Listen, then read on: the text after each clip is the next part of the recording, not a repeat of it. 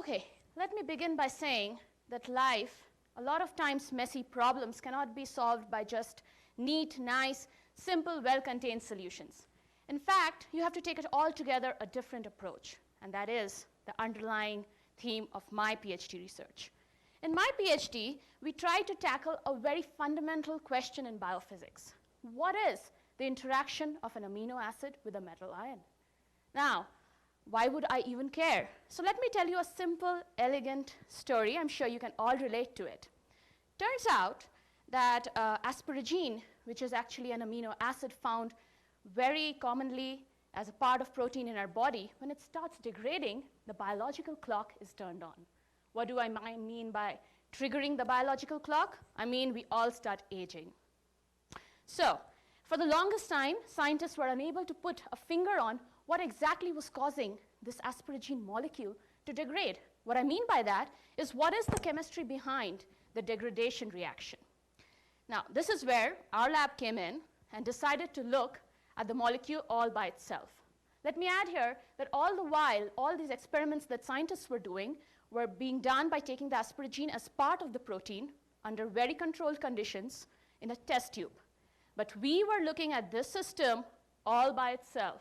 So what we did is in my lab, in this messy instrument that you see, take the molecule all by itself, complex it with a metal ion here.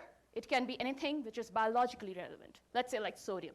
And then I bombard it with something very unreactive, like xenon, the one shown here in blue.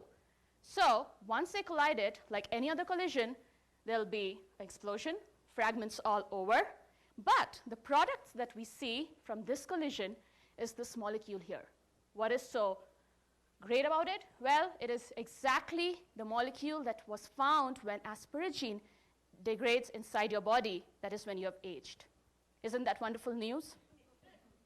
Well, yes, because now I'm in a position to tell you exactly how this is formed. So I'm going to take a slightly backward approach here and predict how, starting from asparagine, I can get to this guy.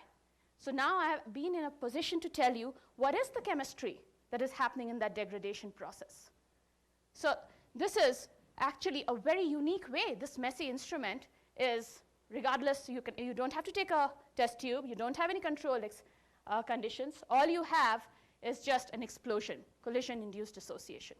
Taking a step further, my PhD tries to make this instrument more messier so that we can understand more complicated systems, which are better models of proteins inside our body.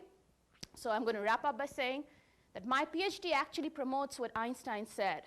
Let's make things simple to understand, if not simpler. Thank you.